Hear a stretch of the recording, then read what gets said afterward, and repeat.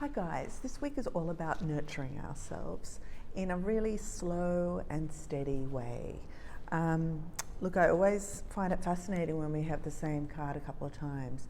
And the Queen of Pentacles is really that slow down, give yourself what you need, give others what they need, but don't neglect yourself if you are caring for others. It's like, and when you go to care for that part of yourself, what we're thinking of is that part, that little kid in us that needs encouragement, the part of us that keeps play alive. And because I think we're going to get a surprise. And it's hard to explain, but I think the surprise is like a challenge as well as it's like getting through the final hurdle or something. So this combination of the Tower and the Eight of Wands, I think, is like, it's a bit turbulent. You're well on your way on a journey, but you've just got to get through this tricky bit. And then, you know, you'll be in this aligned place where you know you have everything you need to move on, to do the next step in your creative journey or just generally your journey. And you're really creating something quite amazing. I think the Ten of Pentacles is often like just generally speaking, whether you have a family or not, it's like a legacy card. It's like what you're creating is bigger than you. So there needs to be self-love as well as clarity. And I think that's why I'm saying go slow, care for yourself.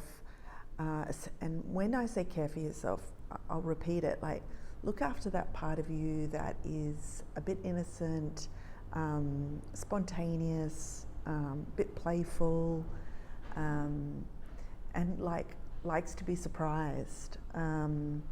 Because I think it's that part of us we need to nurture so that we have what it takes to keep going. And I think often I'm talking about creativity because it's the main focus of my life. And I think there is this, you know, like that feeling of being a swan, like on water, you know, you're madly doing the work, but you're gliding. Like, it's like you have to work hard to get into the flow of your creativity, but then you really are in it and it kind of works for you. Like there's a beautiful flow of your energy.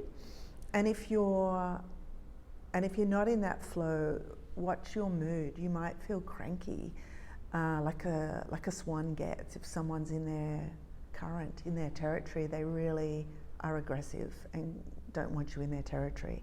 So if you're feeling like that, you really need to give your inner child some attention and give it what it needs. It's different for everybody.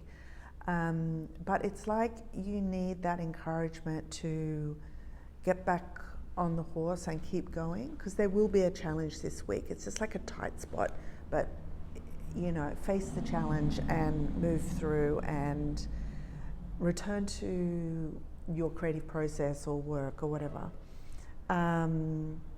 So to encourage that kid part of yourself, you might need to be on your own, but don't neglect it. It's a really important part of creativity. It's, you know, like every time we use our creativity, we use up a bit of that uncomplicated creative energy, and we need to put it back in. And I just think here's an example of how quick it can be. I'm just going to read a couple of stanzas from Seamus Heaney's The Spirit Level, and just, if you want, pick a word and write for 30 seconds. Upend the rain stick, and what happens next is a music that you never would have known to listen for in a cactus stalk.